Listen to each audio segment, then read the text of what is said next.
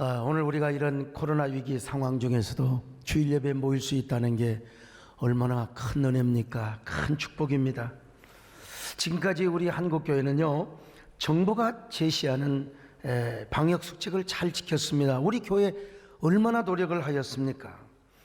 그러나 아쉽게도 몇몇 교회가 어떻게 좀 방심하다 보니까 이 확진자가 나오게 된 것은 정말 한국교회 목사의 한 사람으로서 너무나 죄송하고 죄스럽게 생각합니다.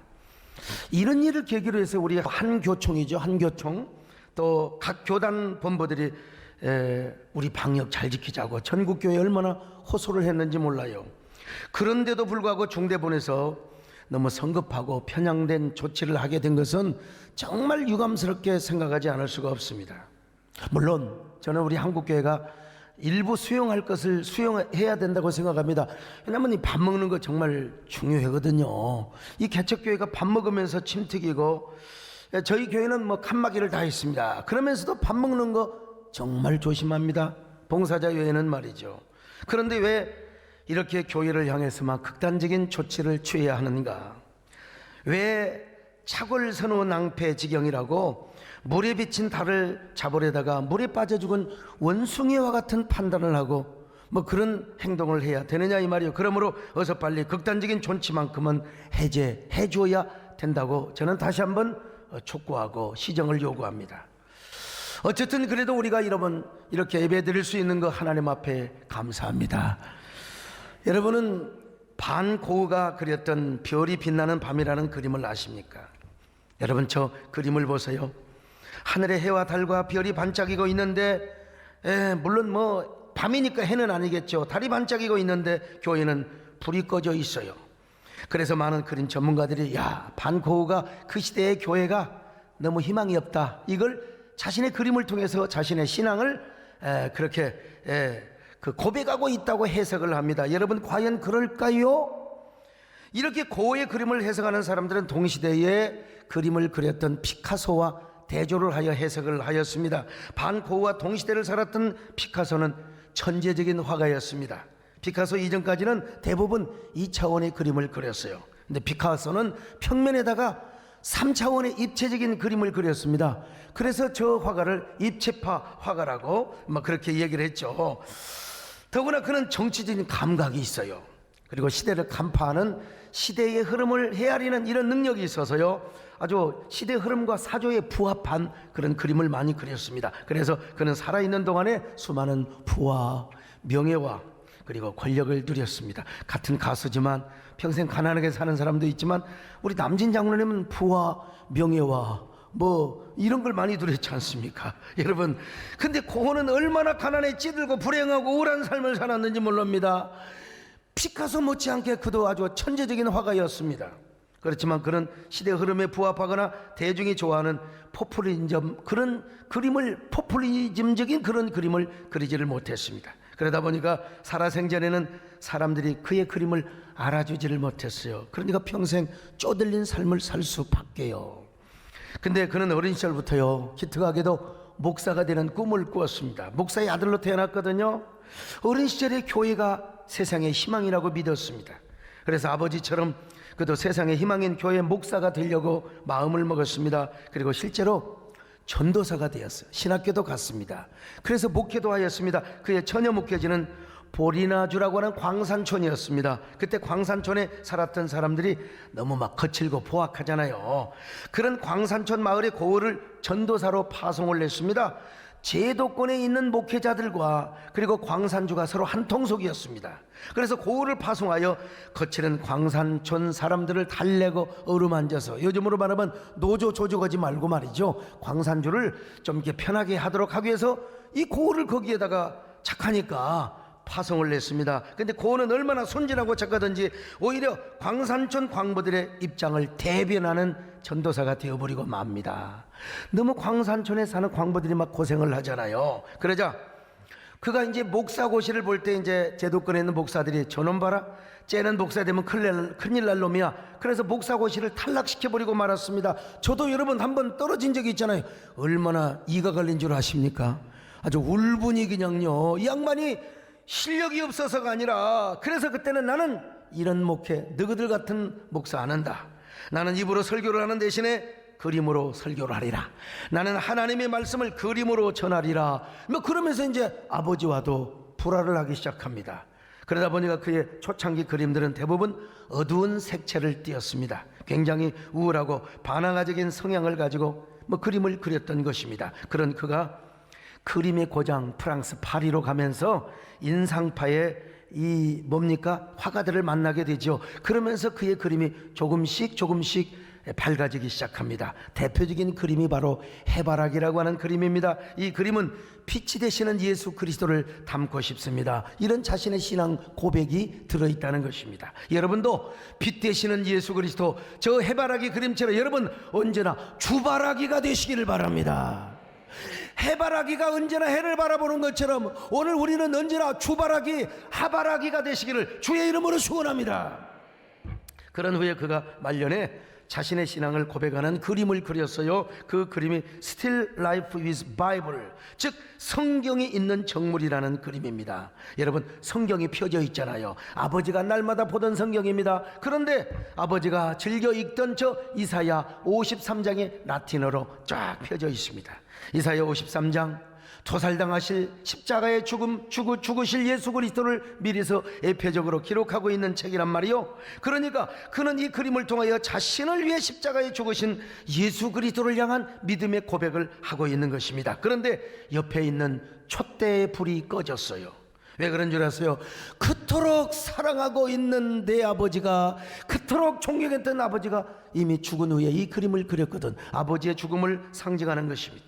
그 아버지는 죽었지만은 아버지가 그토록 즐겨 읽고 사랑했던 이사야 53장의 말씀은 영원히 변함이 없다는 것입니다. 그리고 자신도 여전히 이 말씀을 믿고 이 말씀을 바라고 있다는 것입니다. 자, 그런데 여러분, 그 앞에 있는 조그마한 책이 있어요.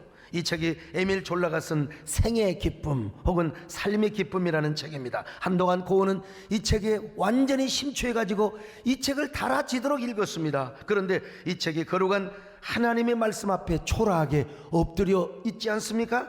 여기서 에밀 졸라의 책은 고흐 자신을 의미한다는 것입니다. 자신이 그렇게 좋아하고 기뻐하고 즐겨했던 소중한 저 생의 기쁨이라는 가치관, 생의 세계관, 저 책도요 참으로 성경 말씀 앞에서는 너무나 초라하다는 겁니다. 너무나 초췌하다는 것입니다. 여러분, 하나님 말씀만이 영원하다는 것입니다. 하나님 말씀만이 영원한 권위가 있다는 것입니다. 하나님 말씀만이 영원한 생명력이 있다는 것입니다.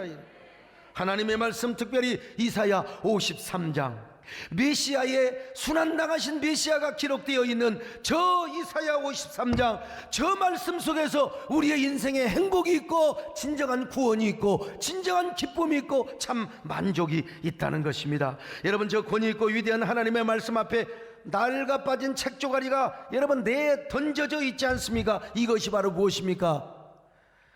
고흐의 신앙 고백이었습니다. 여러분도 이런 신앙 고백을 하시기를 바랍니다. 예수 그리스도만이 영원하시다. 할렐루야. 하나님의 말씀만이 영원하시다. 예수 그리스도만이 우리에게 구원을 주신다.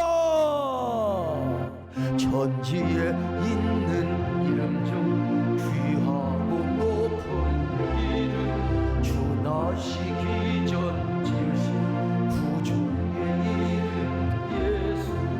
주 앞에 내가 엎드려 그 이름 찬송함, 내 귀에 들리는 주 앞에 내가 엎드립니다.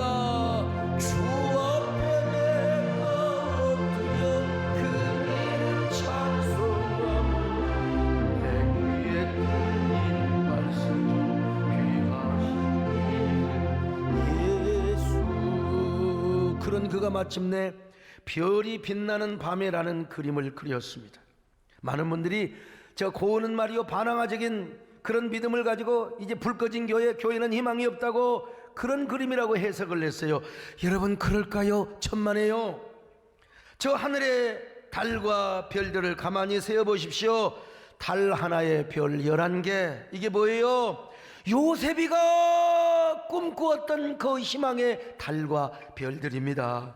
요셉이 어린 시절에 꿈을 꿨잖아요. 자, 창세기 37장 9절입니다. 시작. 요셉이 다시 꿈을 꾸고 그의 형들에게 말하여 이르되 내가 또 꿈을 꾼즉 해와 달과 열한 별이 내게 절하더이다 하니라. 자, 그런데 그런 꿈을 꾸자 아버지가 얼마나 요셉을 책망하고 형제들이 얼마나 시기를 하였습니까? 창세기 37장 10절로 11절 시작. 그가 그의 꿈을 아버지와 형들에게 말하매 아버지가 그를 꾸짖고 그에게 이르되 내가 꾼 꿈이 무엇이냐? 나와 내 어머니와 내 형들이 참으로 가서 땅에 엎드려 내게 절하겠느냐? 그의 형들은 시기하되. 자, 여러분요, 요셉의 꿈은요 아버지로부터도 인정을 받지 못했어요.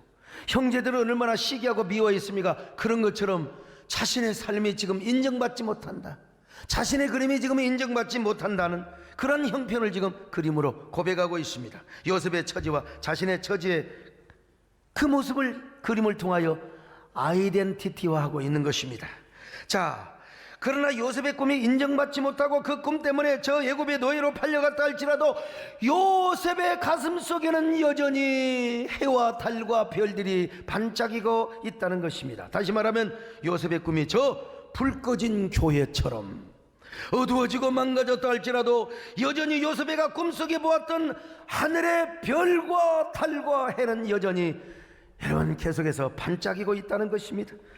그런데 이 교회 모습은 그림 속에 나오는 어린 시절에 자기가 태어나고 자랐던 아버지가 목회를 했던 네덜란드 누에넨 교회라고 합니다. 자신이 이 땅에서 가장 사랑하고 존경하는 아버지가 목회했던 저 교회요. 근데 불이 꺼져 있어요. 그림에는. 왜 그랬을까요? 이 말은 아버지가 죽었기 때문일 수도 있고 아니면은 요셉의 꿈이 현실적으로 좌절된 모습을 그린 것이라고도 할 수 있습니다. 여러분, 그러나 중요한 것은 무엇이냐? 교회가 불이 꺼져 있건 간에 칠흑 같은 어둠 속에서 하늘의 해와 달과 별들은 여전히 빛나고 있다는 것입니다. 교회만 불이 꺼져 있는 것이 아니요, 모든 집들도 다 불이 꺼져 있어요. 왜? 칠흑같이 어두운 밤이기 때문에. 그러나 저 하늘마저 캄캄한데 하늘의 해와 달과 11개의 별들은요 칠흑 같은 어두움을 찬란하게 비추어주고 있는 것입니다. 비록 교회에 불이 꺼져 있고 현실적으로 아무런 빛을 발하지 못하는 것처럼 보여도 여전히 하늘의 달과 별들은, 여러분 성경에는 해 나와 있지만 그림에는 해는 아닌 것 같아요. 여러분, 저 어두운 밤하늘에 해가 뜰 수가 없죠. 그림으로는요 저 달과 별들이, 자, 그림 한번 다시 보여줘 보세요. 여전히 하늘의 달과 별들이 교회를 비추어주고 있다는 것입니다. 저 가장 큰 게 초생달처럼 이렇게 보여줬잖아요. 무슨 말입니까? 비록 그의 아버지는 죽고 교회의 전성기는 지나갔다 할지라도 그래도 계속해서 교회는 이 땅의 희망이라는 사실입니다. 이 땅의 소망이라는 사실입니다. 여러분, 아니 그의 아버지가 목회를 하며 자신이 자라던 교회, 고향 교회처럼 계속해서 세상의 희망이 되고 소망이 되는 게 뭐냐? 유일한 희망의 교회가, 희망의 단체가 뭐냐? 이 땅에 교회라는 것입니다. 얼마나 위대한 역설적 고백이 담겨있는 신앙 고백입니까? 그러니까 그 그림의 제목이 바로 별이 빛나는 밤에 라는 그림이죠. 물론 현실의 교회는 불이 꺼져 있을 수 있어요. 아버지가 목회하던 때의 교회와는 다를 수 있어요. 세상의 영향력을 좀 발휘하지 못할 수 있어요. 그러니까 불이 꺼져 있는 모습으로 그림을 그렸어요. 그렇지만 저 불 꺼진 교회가 무엇과 연결되냐? 하늘과 연결이 되어 있습니다. 여러분, 하늘에 닿아 있지 않습니까? 저 교회 종탑을 뭘로 지금 그린 줄 아세요? 사이프러스 나무입니다. 여러분요, 저 사이프러스 나무는 예수님이 달려 죽은 십자가의 재료로 쓰였던 나무입니다. 그러니까 여러분요, 저 사이프러스 나무 형상으로 종탑을 그려놨는데 저 종탑이 하늘에 닿아 있어요. 바로 고은은 십자가를 생각하고 그린 것입니다. 그러니까 아무리 현실의 교회가 불이 꺼져 있고 빛과 소금의 영향력을 발휘하지 못한다 하더라도 여러분, 이 땅에 하늘과 땅을 소통하게 하며 하늘과 땅을 연결하는 것이 어디냐? 주님의 몸된 교회밖에 없다는 것입니다. 그래서 교회만이 저 별이 빛나는 밤에 불이 꺼져 있다 하더라도 교회만이 이 땅의 희망이고 소망이란 말입니다. 물론 그러기 위해서 교회가 불이 켜져 있으면 더 좋겠죠. 바로 고은은 당시 현실 교회와 오고 오는 교회를 향하여 아마 이런 주문을 하고 있는지도 모르겠어요. 오늘 여러분 어떤 의미에서 우리 한국교회도 많은 교회가 불이 꺼졌어요. 불이 꺼지고 있어요. 또 불이 꺼진 교회 사라지는 교회도 있고요. 여러분 코로나19로 인하여 얼마나 한국교회가 타격을 받았습니까? 그럼에도 불구하고 하나님의 약속과 은혜의 별빛이 계속해서 한국교회를 비추고 있고 오늘 우리를 비춰주고 있다는 사실을 아셔야 됩니다. 이 사실을 우리가 알면 알수록 우리는 예배의 불을 살려야 됩니다. 할렐루야. 교회를 세워야 됩니다. 꺼져가는 성령의 불을 살려야 됩니다. 사르르 죽어가는 교회의 불을 화르르 태워야 될 줄로 믿습니다. 왜냐하면 이 땅에 진정한 희망이 교회에 있고 교회가 이 세상의 유일한 희망이 되어야 되기 때문에 그렇습니다. 이런 때 여러분들 신앙이 흔들리지 마시고 예배를 세우시기를 바랍니다. 교회를 견고하게 세우시기를 바랍니다. 물론 그렇다고 해서 우리는 중세 교회가 실수했던 막 그냥 정부는 국가는 모이지 말라고 했는데 교회 권위를 세우기 위해서 막 모이라고 해가지고 전염병의 진원이 되게 하는 여러분 그런 우를 품에서는 안 됩니다. 그러니까 교회가 오늘 우리 교회 얼마나 몇 중으로 방역을 합니까? 얼마나 소독을 잘하고 얼마나 소독기계까지 다 사놨습니까? 여러분 우리가 국가의 법도 지키고 방역수칙도 지키면서 영적인 주님의 몸된 교회를 세우기 위함입니다. 여러분 교회가 이 땅의 희망임을 믿으시면 아멘합니다. 하물며 죽음조차 우릴 막을 수 없는 우리 교회는 이 땅의 희망. 교회를 교회되게 예배되게 우리 사용하소서. 진정한 구원은 오늘 임하도록 우리 사용하 성령 안에 예배하리라. 성령 안에 예배하 자유의 마음으로 사랑으로 사역하 교회를 생명이 교회를 예배되게 우리 사용하소서. 진정한 구원은 오늘 임하도록 우리 사용하소서. 우리를 사용하소서.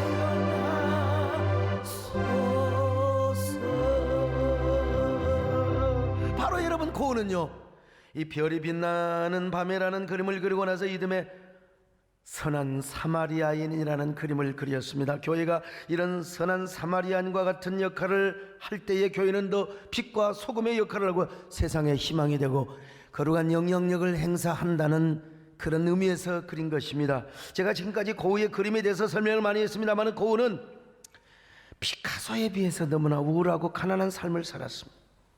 그러니까 어둡고 반항적인 그런 그림이 많았지만 그럼에도 불구하고 그는 그림을 그리면서 자신의 신앙 고백만큼은 절대로 놓치지 않았다는 것입니다. 그리고 그 어떤 경우에도 교회야말로 이 세상의 희망이고 소망이라는 사실을 자기 그림을 통해서 외쳤어요. 오고 오는 세대를 향하여. 비록 교회가 불이 꺼져 있고 아무런 영향력도 행사하지 못하는 것처럼 보여도 여러분 하늘과 땅을 연결시키는 그 기관이 바로 뭐냐? 교회라는 겁니다. 오늘 우리 한국교회 현실, 이게 코로나19가 얼마나 많은 교회들의 불을 끄게 하였습니까? 불을 끄다 보니까 세상의 빛과 소금 영향력을 행사하지 못하죠. 주님의 생명도 희미하게 되고 은혜도 멀리 사라졌다고도 할 수 있겠죠. 예배를 못 드리면 그런 교회는 당연히 주님의 책망을 받을 수밖에요. 그리고 사탄으로부터 손가락질 그리고 조롱 받을 수밖에 없지요. 마치 저 더러운 옷을 입고 사탄 앞에 조롱을 받고 있는 유다의 대제사장 여호수아처럼 말입니다. 자, 스가랴서 3장 3절입니다. 시작. 이는 불에서 꺼낸 그슬린 나무가 아니냐 하실 때에 여호수아가 더러운 옷을 입고 천사 앞에 서 있는지라. 여러분 옛날 시골에서 부직갱이 얼마나 추합니까? 여러분요, 부직갱이 엄마가 해도 부직갱이로는 안 때려요. 그냥.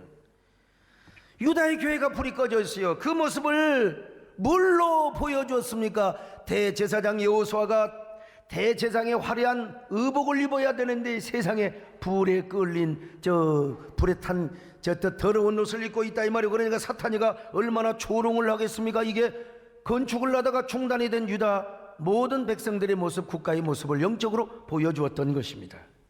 그런데 여러분, 반고은은 이런 교회도 세상에 소망이 될 수 있다는 거예요. 아니, 이런 교회가 유일한 희망이요 소망이라는 것입니다. 이런 교회에도 하나님이 은혜 주시면 되는 겁니다. 주여, 우리 한국교회 하나님께서 은혜 주시기를 바랍니다. 이런 사실을 오늘 본문에서 말씀하고 있어요. 요한계시록에 나오는 7교회는 2교회만 빼놓고 다 하나님의 책망을 받는 교회였습니다. 그럼에도 불구하고 우리 예수님이 책망을 하실 때는 책망을 하였을지언정 주님께서 7교회 사회를 운행하셨어요. 그리고 7교회의 별들을 오른손으로 붙잡고 있었단 말입니다. 자, 계시록 2장 1절입니다. 시작. 에베소 교회의 사자에게 편지하라. 오른손에 있는 7별을 붙잡고 7 금촛대 사이를 거니시는 이가 이르시되. 여러분, 부활하셔서 승천하시는 예수님께서 당신의 오른손에 7별을 붙잡고 7교회를 운행하고 계신다. 그런데 그 말씀을 누구한테 줬느냐? 에베소 교회. 에베소 교회는 여러분 책망을 받고 있는 교회입니다. 여러분, 첫사랑을 잃어버린 교회요. 그런데도 불구하고 이런 말씀을 주셨어요. 그러면 7별은 무엇이고 7 금촛대는 무엇인가? 계시록 1장 20절입니다. 시작. 내가 본 것은 내 오른손에 7별의 비밀과 또 7 금촛대라. 7별은 7교회의 사자요 7 촛대는 7교회니라. 여러분, 7 금촛대는 7교회를 말하는 것이고, 어차피 계시록은 묵신문학이니까, 그리고 7별은 바로 7교회 지도자, 오늘날 주의 종들을 말한다 이 말이요. 사망 권세를 이기시고 영원한 생명의 주인으로 부활하시는 주님께서 오늘도 여러분과 저를 오른손으로 주님께서 붙잡고 계심을 믿으시기를 바랍니다. 여러분, 비록 불 꺼진 교회라 할지라도 주님께서 방문하시며 운행하시며 찾아가시며 오늘 우리 예배 가운데 임재하심을 믿으시기를 바랍니다. 요한계시록 1장 13절로 14절 보실까요? 시작. 촛대 사이에 인자 같은 이가 발에 끌린 옷을 입고 가슴에 금띠를 띠고 그의 머리와 털의 희기가 흰 양털 같고 눈 같으며 그의 눈은 불꽃 같고. 여러분, 무슨 말씀입니까? 우리 예수님이야말로 왕중왕이라는 거예요. 하늘의 왕이요 땅의 왕이요. 여러분, 이런 모든 영광과 신적 위엄을 가지고 교회를 운행하고 계시는 겁니다. 바로 그런 예수님의 입에서 뭐가 나와요? 좌우의 날선 검이 나오는 거요. 좌우의 날선 검. 자, 계시록 1장 16절입니다. 시작. 그의 오른손에 7별이 있고 그의 입에서 좌우의 날선 검이 나오고 그의 얼굴은 해가 힘있게 비치는 것 같더라. 여러분, 이 땅에 어떠한 왕도 입에서 검이 나온단 말입니까? 입에서 뭐가 불이 나온단 말입니까? 여러분, 어떻게 이 땅에 아무리 레이저로 아무리 반사를 한다 할지라도 여러분, 얼굴이 해같이 빛나는 왕이 어디가 있느냐 이 말이요. 그러니까 그 모습을 보자마자 사도 요한은요 그냥 혼이 나가 쓰러져 버렸어요. 기절을 해버리고 말았던 것입니다. 여러분, 이러한 영광스럽고 존엄스러우신 우리 예수님이 우리의 왕이십니다. 여러분, 그분이 교회를 운행하고 다니십니다. 그분이 오늘 부족한 종을 오른손으로 붙잡고 있으며 여러분들을 하나님의 품에 안아주심을 믿습니다. 교회에 임재하실 뿐만 아니라 교회의 머리가 되시고 교회를 다스리셔서 여러분 우리 교회만 지나가시는 게 아니라 개척교회 저 농어촌의 시골교회도 오늘 주님이 이 시간 운행하고 계신다는 것입니다. 얼마나 감사합니까? 얼마나 위안이 됩니까? 오늘 여러분, 이러한 주님을 만나시기를 바랍니다. 이러한 주님을 가까이 하시기를 바랍니다. 이분의 임재를 경험하시기를 바랍니다. 주님이 손 내미실 때 그분의 손을 잡으시기를 바랍니다. 그런데 여러분, 우리 주님이 이렇게 엄중하고 그야말로 존엄스러운 분인데 이 죽어있는 사도 요한에게 다가와서, 혹시 오늘 시간 지금 조는 사람 없나? 아무튼 주님이 다가오셔서 내니 두려워 말라, 놀라지 말라. 나는 죽었다가 영원히 살아났노니 이제 영원토록 살아있어 사망과 음부의 열쇠를 가졌노라. 일어나라. 자, 요한계시록 1장 17절로 18절 같이 봅니다. 시작. 내가 볼 때에 그의 발 앞에 엎드러져 죽은 것 같이 되매 그가 오른손을 내게 얹고 이르시되 두려워하지 말라. 나는 처음이요 마지막이니 곧 살아있는 자라. 내가 전에 죽었었노라. 볼지어다 이제 세세토록 살아있어 사망과 음부의 열쇠를 가졌노니. 이 말씀을 듣고 여러분 사도 요한이 깨어났습니다. 주님이 말씀하십니다. 그 말씀을 다 받아 적었어요. 그 말씀을 받아 적은 책이 요한계시록입니다. 여러분, 요한계시록은 하나님 말씀인데요, 대주제가 무엇이냐 두 가지로 요약할 수 있어요. 첫째는 뭐냐? 교회만이 이 땅의 소망이다. 교회만이 이 땅의 소망이다. 그러므로 교회는 반드시 살아있어야 된다. 또 하나는 무엇인 줄 아십니까? 두 번째로요, 교회는 반드시 이긴다. 교회는 반드시 이긴다. 아무리 적그리스도가 날뛰고 붉은 용이 별꼴값을 다 불을 토하고 물을 토하고 다 한다 할지라도 여러분, 하나님의 은혜로 이긴다는 것입니다. 예수 그리스도의 보혈의 능력으로 이긴다는 것입니다. 십자가의 능력으로 이긴다는 것입니다. 여러분, 그러니까 교회가 뭐예요? 깨어있어라. 깨어있어라. 여러분, 이 두 가지 주제가 요한계시록의 대주제입니다. 그 예수님 손에 사망과 음부의 권세, 사망과 음부의 열쇠를 가졌다는 것입니다. 여러분, 그리고 그 열쇠를 누구한테 맡겼어요? 교회, 저와 여러분에게 맡겼어요. 자, 마태복음 16장 9절을 한번 보실까요? 시작. 내가 천군 열쇠를 내게 주리니 내가 땅에서 무엇이든지 매면 하늘에서도 매일 것이요 내가 땅에서 무엇이든지 풀면 하늘에서도 풀리리라 하시고. 여러분, 이게 무슨 말씀인 줄 아세요? 교회가 전도하면 하늘문이 열리고, 교회가 전도하려면 하늘문이 닫힌다는 겁니다. 그렇다고 에라이처럼 미운 놈들 지옥에 나가라 전도 안 하면 안 돼요. 교회가 전도하면 하늘문이 열립니다. 사망과 음부의 권세를, 열쇠를 교회에 맡겨주셨다는 것입니다. 더더구나 여러분, 어떤 경우에도 음부의 권세가 교회를 이길 수 없다네요. 16장 18절을 보십니다. 시작. 또 내가 내게 이르노니 너는 베드로라. 내가 이 반석 위에 내 교회를 세우리니 음부의 권세가 이기지 못하리라. 음부의 권세가 이기지 못하리라. 할렐루야. 물론 이 말씀은 로컬 처치보다는 저 우주적인 교회, 유니버설 처치, 이 공적 교회를 의미한다고 할 수 있겠지만 어쨌든 교회에 천국 열쇠를 주었습니다. 여러분, 열면 닫을 자고 닫으면 열 자가 없는 천국 열쇠. 여러분, 그러니까 우리 주님은 언제나 교회 사회를 운행하고 계십니다. 오늘 여러분 사회를 운행하고 계십니다. 오늘 우리 가운데 오셔서 여러분을 오른손으로 붙잡아 주시는 것입니다. 여러분, 요한계시록 2장 3장을 보니까 잘한 교회는 칭찬하시고 잘못한 교회는 책망하고 경고하시면서 불이 꺼진 교회는 불을 켜주시고 세상의 빛과 소금의 역할을 감당하라고 권면하셨어요. 우리 주님께서요. 세상을 향하여 거룩한 영향력을 행사하며 시대와 그리고 모든 그 사회에 희망이 되고 별빛이 되고 불빛이 되고 빛과 소금의 역할을 해주라고 격려를 하고 계시는 거예요. 격려를요. 그러니까 여러분, 고우의 신앙 고백처럼 교회가 잠시 꿈을 이룰 수 있어요. 코로나19 때문에 여러분 겁이 나가지고 문도 닫을 수 있고 예배도 못 드릴 수 있어요. 희망을 잃어버릴 수 있어요. 그러나 교회는 희망을 잃어도 하늘의 해와 달과 별은 여전히 교회를 향하여 비추고 있다는 것입니다. 하나님의 은총이 떠나지 않는다는 것입니다. 그러면서 일어나라는 거요. 오늘 여러분, 우리는 일어날 수 있기를 바랍니다. 꺼져가는 불을 살릴 수 있기를 바랍니다. 예배를 세우며 교회를 세우시기를 바랍니다. 교회가 이 땅의 소망이 되도록 하시기를 바랍니다. 하물며 죽음조차 우리를 막을 수 없는 우리 교회는 이 땅의 희망, 교회를 예배되게 예배되게 우리를 사랑하소서. 진정한 풍에 오늘 임하도록 우리를 사용하소서. 성령 안에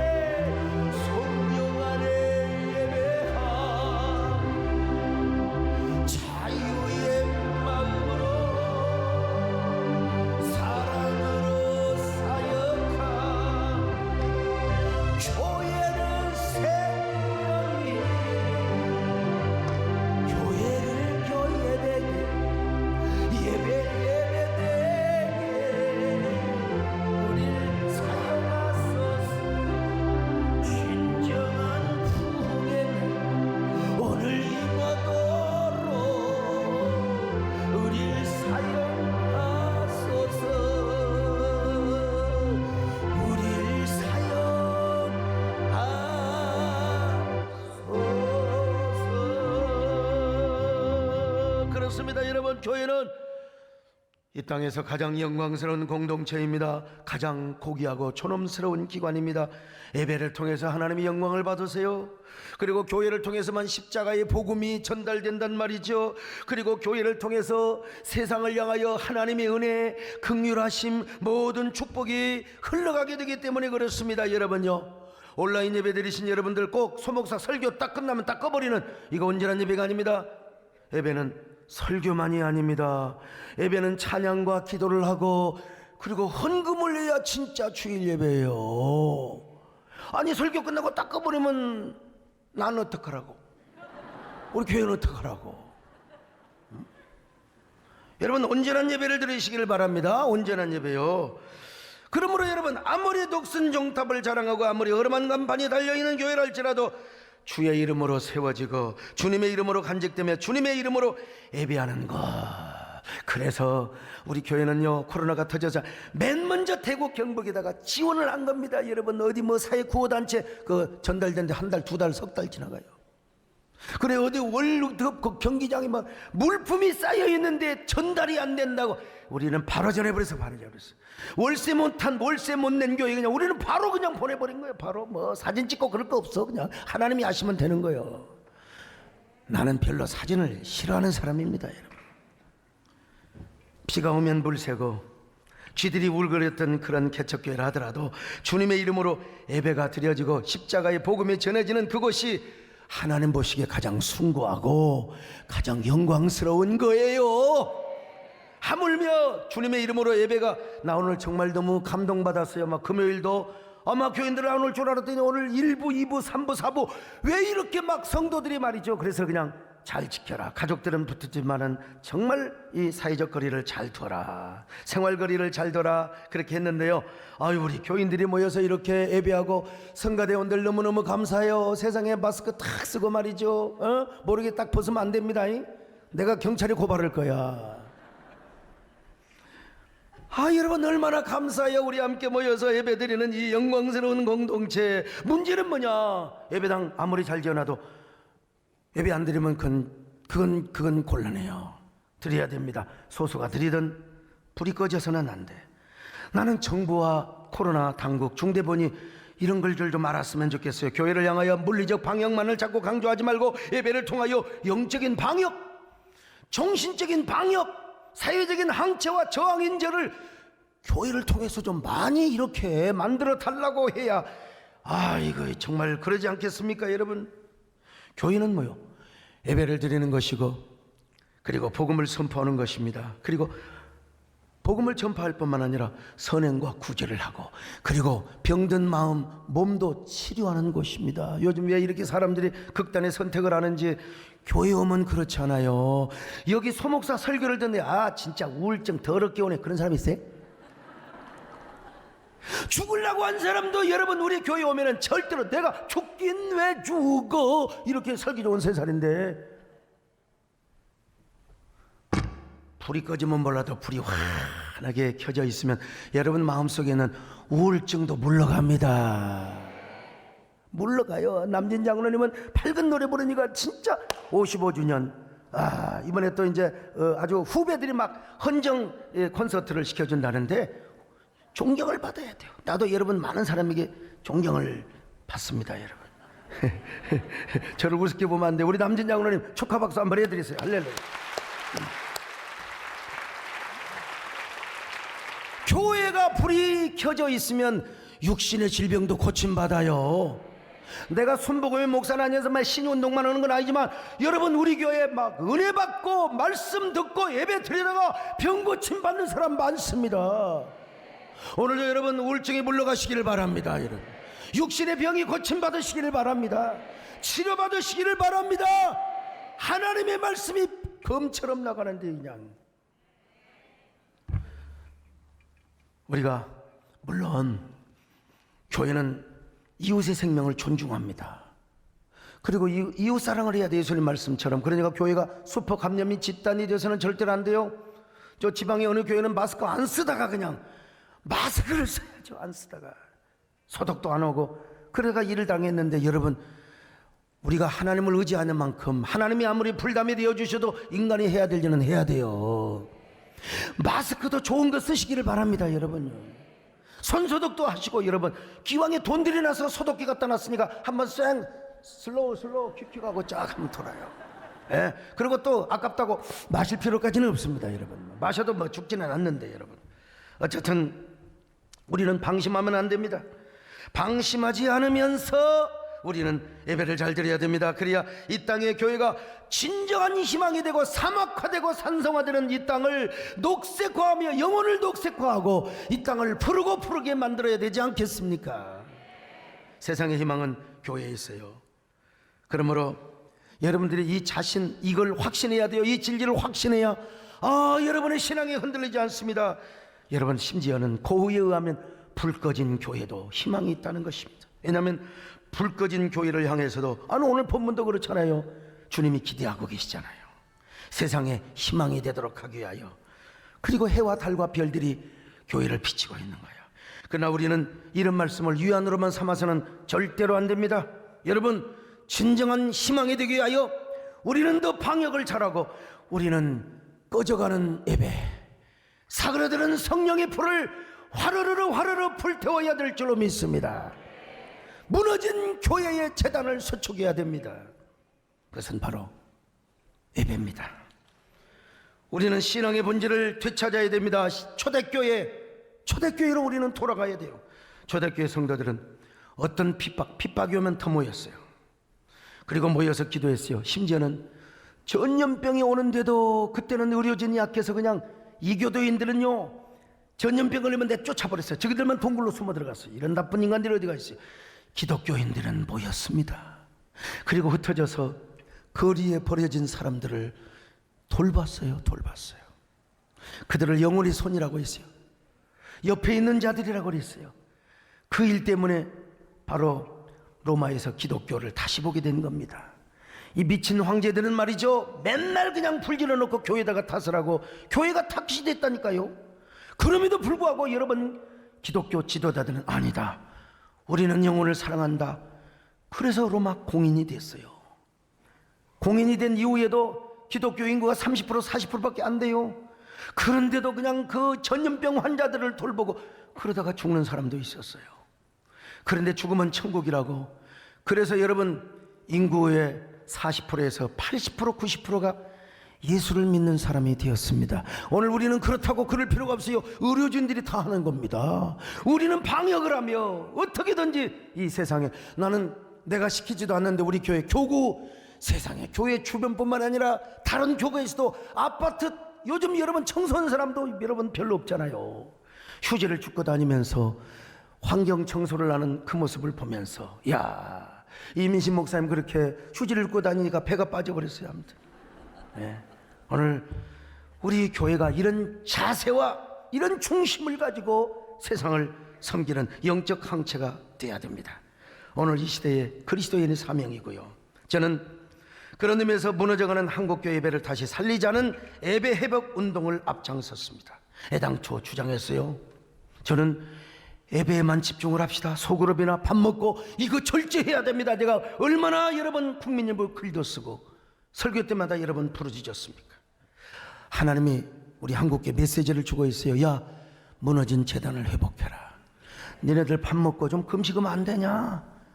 지금 배나 있잖아요. 한 끼 굶으면 얼마나 좋아요, 여러분. 나는 안 먹어도 배가 나는데, 여러분, 배장로님도 배를 좀 빼셔야 돼요. 배씨가 배가 나면 어떻게 되겠어요? 여러분, 먼저 우리가 초대교회 신앙을 회복하고 예배를 세우시기를 바랍니다. 교회 빛과 소금이 되는 역할을 하시기를 바랍니다.